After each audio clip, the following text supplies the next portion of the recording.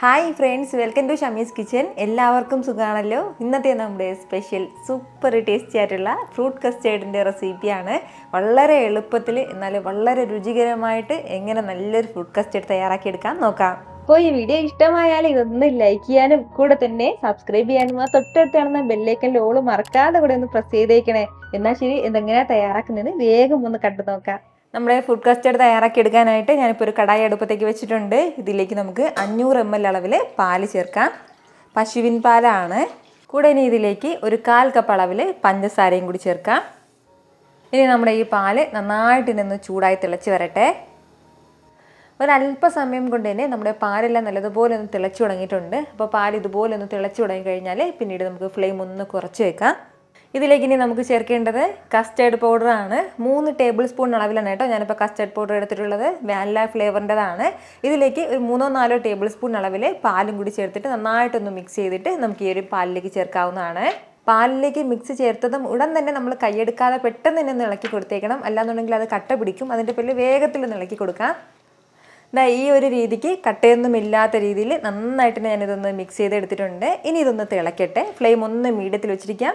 ഈ തിളയ്ക്കുന്ന അത്രയും സമയവും നമ്മൾ ഇതുപോലെ തന്നെ ഇളക്കി കൊടുക്കണം. അല്ലാന്നുണ്ടെങ്കിൽ അത് അടുക്കി പിടിക്കും. അതൊന്ന് പ്രത്യേകം ശ്രദ്ധിച്ചേക്കണം. ഞാനിപ്പോൾ എടുത്തിട്ടുള്ളത് വാനില ഫ്ലേവറിൻ്റെ കസ്റ്റർഡ് പൗഡറാണ്. അതിൻ്റെ പേരിൽ ആ വാനിലയുടെ ഫ്ലേവർ ഉണ്ടാവും. അതല്ല ഇപ്പോൾ ഫ്ലേവർ ഇല്ലാത്ത കസ്റ്റർഡ് പൗഡറാണ് എടുക്കുന്നതെങ്കിൽ പകരം നമുക്ക് ഏലക്കാപ്പൊടി ചേർക്കാവുന്നതാണ്.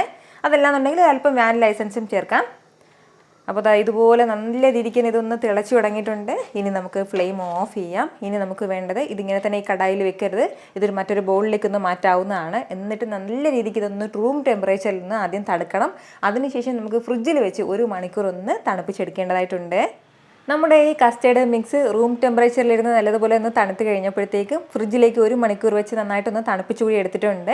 ഇനി ഇതിലേക്ക് നമുക്ക് ഫ്രൂട്ട്സ് ചേർക്കാവുന്നതാണ്. ഫ്രൂട്ട്സ് നമുക്ക് ഇഷ്ടമുള്ള ഏത് ഫ്രൂട്ട്സ് വേണമെങ്കിലും ചേർക്കാം. പുളിയില്ലാത്ത എല്ലാ ഫ്രൂട്ട്സും നമുക്ക് ഇതിലേക്ക് ചേർക്കാവുന്നതാണ്.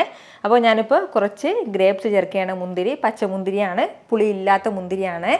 കൂടെ കുറച്ച് റെഡ് കളറിലുള്ള ഗ്രേപ്സും ചേർക്കുകയാണ്. പകുതി അരിഞ്ഞിട്ടും പകുതി അരിയാതെയും ഉള്ളതാണ്. നമുക്ക് ഏത് ഫ്രൂട്ട്സാണോ കൂടുതൽ ഇഷ്ടം അത് കൂടുതൽ ഇതിലേക്ക് ചേർക്കാം.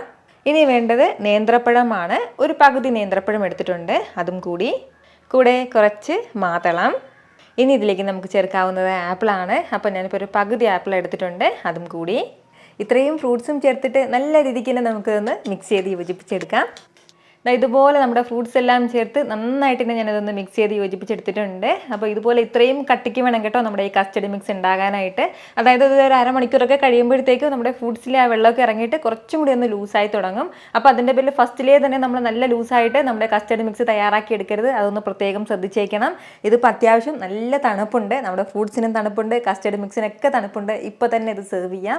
വേണമെന്നുണ്ടെങ്കിൽ ഒരു അരമണിക്കൂർ കൂടി ഒന്ന് ഫ്രിഡ്ജിൽ വെച്ചിട്ട് നമുക്ക് സെർവ് ചെയ്യാവുന്നതാണ്. വളരെ രുചികരമായിട്ടുള്ള നല്ലൊരു ഫ്രൂട്ട് കസ്റ്റേർഡാണ്.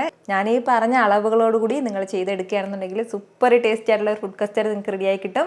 അപ്പോൾ ഉറപ്പായിട്ട് നിങ്ങളെ വീട്ടിൽ ഇതുപോലെ ഒരു ഫ്രൂട്ട് കസ്റ്റേർഡ് ഒന്ന് തയ്യാറാക്കി നോക്കിയിട്ട് നിങ്ങളുടെ ഫീഡ്ബാക്ക് എനിക്കൊന്ന് മറക്കാതെ അറിയിച്ചേക്കണം. കാരണം നിങ്ങളുടെ ഫീഡ്ബാക്ക് കാണുമ്പോഴായിരിക്കും അത് മറ്റുള്ളവർക്കും തയ്യാറാക്കി നോക്കണം എന്നുള്ളൊരു പ്രചോദനം ഉണ്ടാകുന്നത്. എത്ര എളുപ്പത്തിലും രുചികരമായിട്ടാണല്ലേ നമ്മൾ തയ്യാറാക്കി എടുത്തിട്ടുള്ളത്. അപ്പോൾ ഇത് ഇഷ്ടമായാൽ ഇതൊന്ന് ലൈക്ക് ചെയ്യാനും കൂടെ തന്നെ നിങ്ങളുടെ ഫ്രണ്ട്സിനും ഫാമിലിക്കും എല്ലാവർക്കും ഇതൊന്ന് ഷെയർ കൂടി ചെയ്ത് കൊടുത്തേക്കണം. ഇതുപോലുള്ള റെസിപ്പിക്ക് വേണ്ടിയിട്ട് നമ്മുടെ ഷമീസ് കിച്ചൻ ചാനൽ ഫോളോ ചെയ്യാനും സബ്സ്ക്രൈബ് ചെയ്യാനൊന്നും ആരും മറക്കരുത്. വീണ്ടും നല്ലൊരു ഷാറ് വീഡിയോ ആയിട്ട് നാളെ കാണാം. അതുവരേക്കും എല്ലാവരും ഹാപ്പി ആയിട്ടിരിക്കുക, സന്തോഷമായിട്ടിരിക്കുക, എല്ലാവരും സേഫ് ആയിട്ടിരിക്കണം. Take care friends. ടാറ്റാ.